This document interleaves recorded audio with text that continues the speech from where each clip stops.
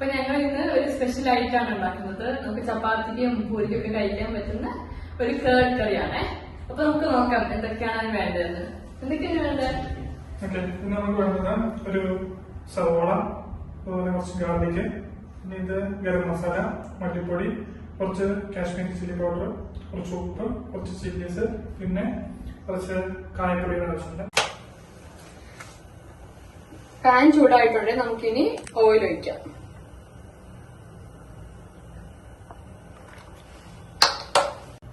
ഇനി നമുക്ക് കടുക് ഇടാം.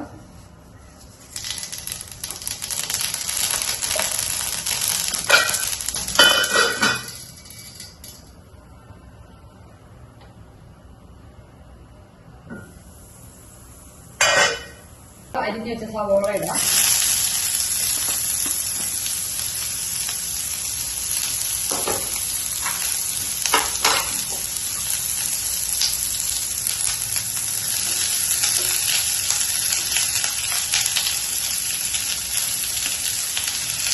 ഇനി ഒന്ന് വഴറ്റിയെടുക്കാം.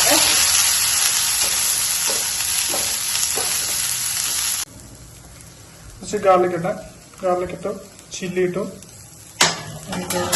കൊടുക്കാം.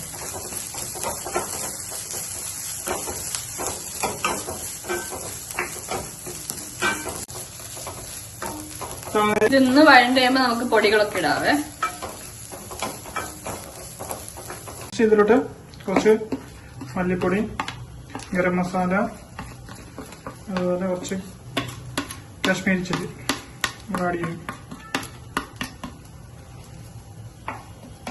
ഇനി നമുക്ക് കുറച്ച് കായപ്പൊടി ഇടാവേ. കുറച്ച് സോൾട്ട് കൂടെ ആഡ് ചെയ്തിട്ടുണ്ട്.